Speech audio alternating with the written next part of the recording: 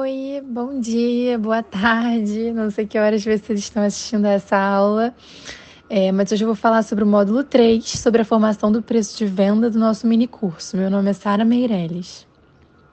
Nesse módulo, você vai aprender sobre os itens imprescindíveis na formação do preço de venda, de que forma aumentar o lucro da sua empresa e também sobre o markup, que é um índice utilizado na formação do preço de venda de um produto ou serviço, que aparece na definição do seu custo. Mas afinal, como determinar, né? Como definir o seu preço de venda?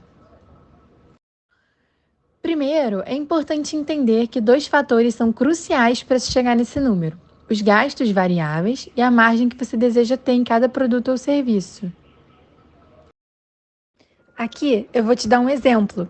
Se o preço de venda de um pastel é R$ 4,00 e para fabricá-lo é necessário R$ 2,30, gera-se uma margem de R$ 1,70, o que equivale a 42,5% do preço de venda. Para calcular essa porcentagem, basta usar uma regra de 3 simples. E também é importante entender que os gastos fixos são as despesas da empresa, então ficam de fora desse cálculo da formação do preço de venda. A margem gerada na venda é que vai cobrir esses gastos. Mas então, será que 42,5% do preço de venda é o suficiente? Vamos considerar que não, nesse caso. Vamos considerar que está gerando um prejuízo. Então, a gente tem que pensar em uma margem maior. Vamos tentar aumentar para 55% e vamos ver o que acontece com esse preço.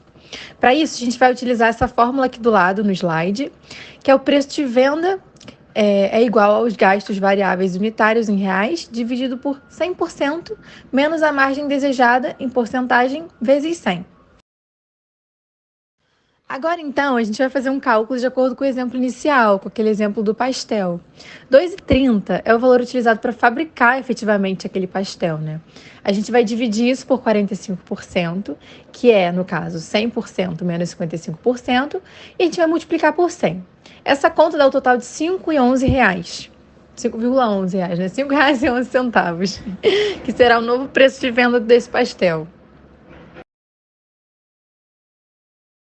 O limite do preço de venda. É importante também a gente pensar que o limite do preço não depende só de você. Depende, na verdade, muito mais do mercado e também dos clientes.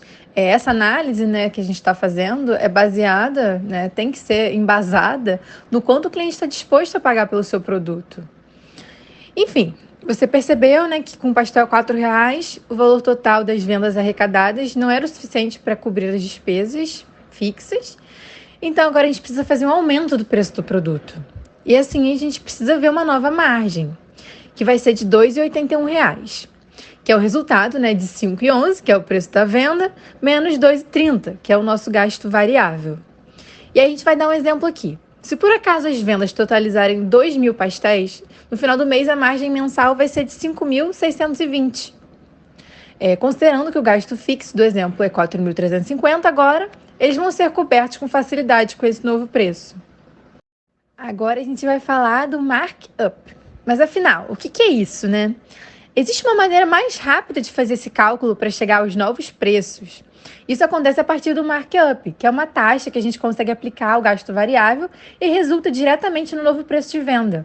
E com esse markup, você pode atualizar seus preços sempre que ocorrer uma mudança num possível custo de aquisição dos produtos, né? A gente vai fazer o cálculo e para calcular é só dividir o preço de venda pelo valor de aquisição do produto ou do serviço.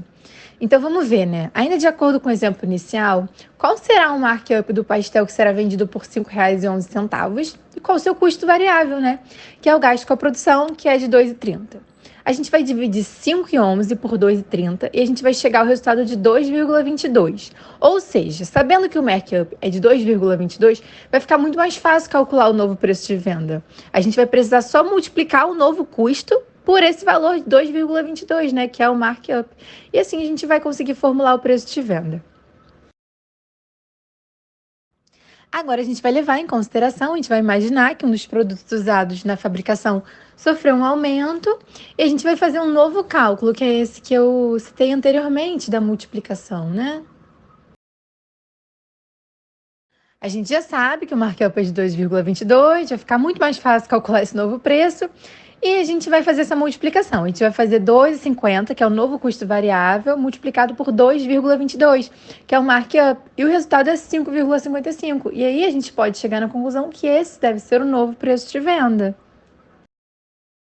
Agora que a gente chegou ao final do módulo, é o momento de você refletir e aplicar tudo que você aprendeu nessa unidade no seu empreendimento. Obrigada! Aqui a gente tem as referências, né? Que a gente usou o mini curso da Sebrae, como definir um preço de venda. E é isso.